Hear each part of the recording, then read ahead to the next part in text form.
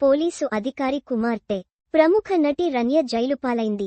బంగారం అక్రమ రవాణా ఆరోపణలపై ఆమెను పోలీసులు అరెస్టు చేశారు.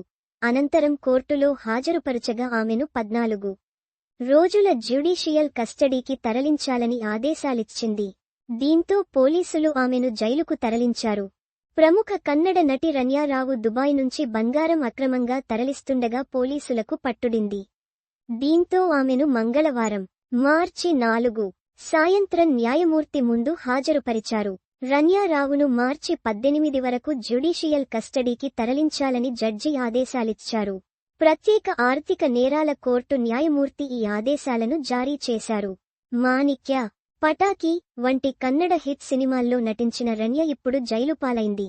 రాన్య సోమవారం మార్చి 3 రాత్రి దుబాయ్ నుండి కెంపెగౌడ విమానాశ్రయానికి చేరుకుంది. అక్కడ ఆమెను డిఆర్ఐ అధికారులు అరెస్టు చేశారు. విచారణ కోసం రన్యను కస్టడీకి ఇవ్వాలని డిఆర్ఐ అధికారులు కోరారు. కానీ న్యాయమూర్తి అతన్ని 14 రోజుల పాటు జ్యుడిషియల్ కస్టడీకి పంపాలని ఆదేశించారు. జ్యుడిషియల్ కస్టడీకి తరలించే ముందు నటికి వైద్య పరీక్షలు నిర్వహించారు. బౌరింగ్ ఆసుపత్రిలో నటికి అన్ని రకాల వైద్య పరీక్షలు నిర్వహించారు. రన్య ఐపీఎస్ అధికారి రామచంద్రరావు కూతురు. వ్యాపార పనుల కోసం దుబాయ్ వెళ్తున్నానని ఆమె చెప్పింది. అయితే ఆమె బంగారు కడ్డీలతో బెంగళూరుకు వచ్చింది. అయితే ఢిల్లీ డిఆర్ఐ బృందానికి రన్య స్మగ్లింగ్ గురించి ముందుగానే సమాచారం అందింది. దీంతో మార్చి 3న డిఆర్ఐ అధికారులు రాన్యా రాకకు 2 గంటల ముందు విమానాశ్రయానికి చేరుకున్నారు.